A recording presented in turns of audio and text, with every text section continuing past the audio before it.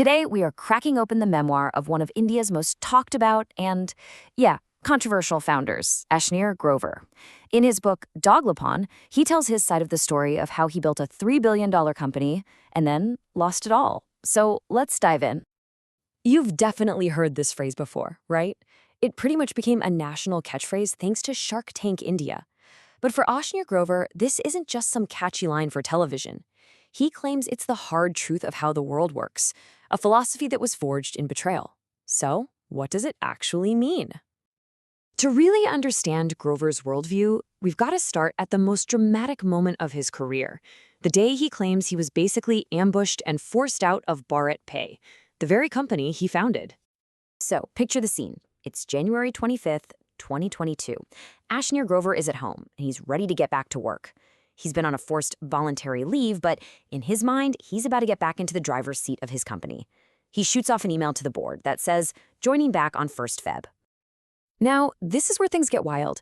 Just look at how fast everything completely unravels. At 4 p.m., he sends that email. Less than an hour later, at 4:52, boom, an emergency board meeting is called for that very night. And by the time that meeting is over, his fate is sealed. In just 3 hours, the game is over.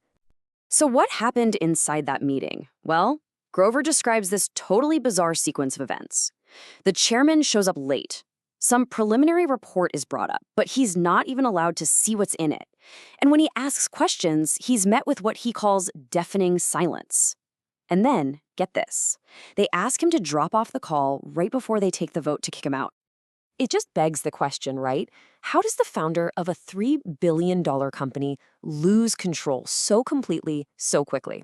Well, according to his memoir, the answer isn't just about what happened in that boardroom. He argues it's a story that really starts decades earlier. To understand that fight in him, that scrappiness, we have to go back to his childhood, to a Delhi neighborhood that he says shaped his entire personality. Just imagine hearing this one line spoken by your future in-laws. The boy is a refugee. Now, he wasn't born in Pakistan. He was born in Delhi. But this label, this reminder of where his family came from, it became the fuel for his ambition. And this background is absolutely key. His grandparents were partition refugees who settled in Malviya Nagar. He describes it as this great leveler, a place where everybody started from absolute zero. He says it created this intense drive inside him to claw his way to the top and prove that he was more than just a refugee. So with that fire in his belly, he steps into the corporate world. And his first real job at Kotak Investment Banking would expose him to a completely different way of thinking that would change his life. You see, at Kotak, he wasn't just some guy crunching numbers in a back office. He was working side by side with the founders of these huge traditional Indian businesses, the so-called Lalas. And he started noticing this fundamental difference in how they saw the world compared to salaried guys like him. He basically saw two different worlds. On one side, you had the service class mindset he grew up with, which was all about security and stability.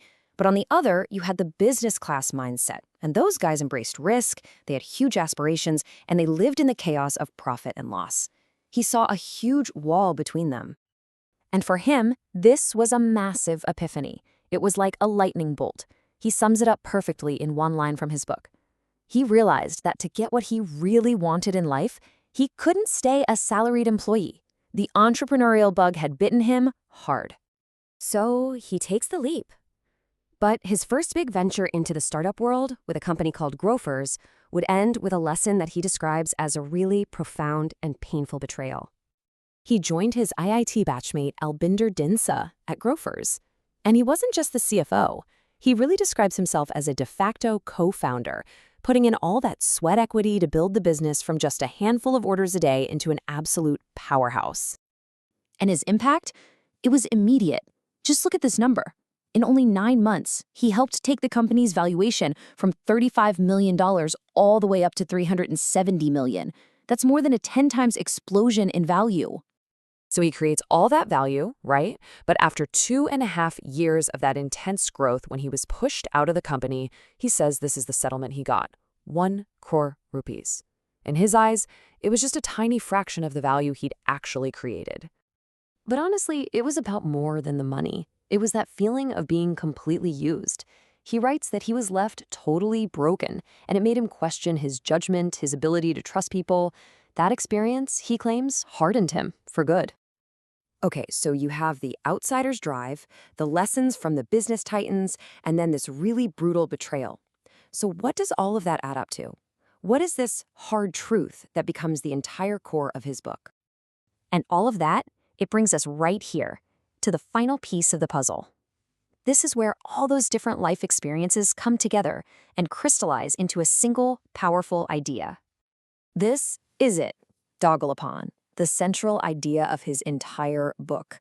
He basically defines it as the hypocrisy and double standards that, in his view, rule the world. It's that huge gap between the values people say they have and the self-serving things they actually do. And this worldview, it connects all the dots of his story. He concludes that business relationships are purely transactional, that loyalty is a myth, and that you should only ever trust what people do, not what they say. It's a cynical philosophy, for sure, but he says it was proven right, first at Grover's and then in the most spectacular way at BharatPe.